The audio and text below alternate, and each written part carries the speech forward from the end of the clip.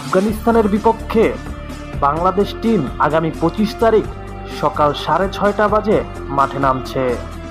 সেই খেলায় বাংলাদেশ দলে আসতে পারে দুটি বড় পরিবর্তন। সেই পরিবর্তনগুলো কারা হতে পারে চলুন দেখে আসি। সেই পরিবর্তনগুলোর মধ্যে প্রথমেই হবে লিটন কুমার দাস অথবা তানজিন হাসান তামিম। এই দুজনের মধ্যে যে কোনো একজন ড্রপ হতে পারে আফগানিস্তানের বিপক্ষে ম্যাচে। তবে লিটন কুমার দাস কিছুটা হলেও এগিয়ে থাকবে, কারণ তার অভিজ্ঞতা দিয়ে। আর এইখানে আসতে পারে সৌম্য সরকার।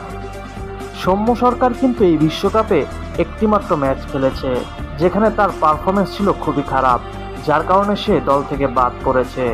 এবং পরবর্তী যে পজিশন সেটা হচ্ছে জাকির আলী অনিক। জাকির আলী অনিকের জায়গায় হয়তোবা এই বিশ্বকাপে প্রথম ম্যাচ খেলবে শরীফুল ইসলাম। শরীফুল ইসলাম ইন্ডিয়ার বিপক্ষে ইনজুরিতে পড়ার পর আর কোনো খেলাই তাকে নেওয়া হয়নি। অন্ততপক্ষে শেষ একটি ম্যাচে হয়তো শরীফুল ইসলামকে ট্রাই করবে বাংলাদেশ দল। আর অনেকেই বলবেন শরীফুল আসলে জাকির আলী অনিককে বাদ দেওয়ার মানে কি? সে তো পেস বোলার।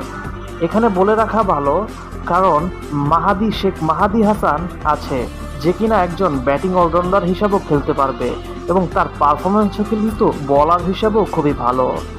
তো লিটন নাকি তানজিম তামিম, কে বাদ পড়ছে? আর বাংলাদেশ কি পারবে আফগানিস্তানের মতো শক্তিশালী দলকে শেষ ম্যাচে হারাতে? কি মনে হয়?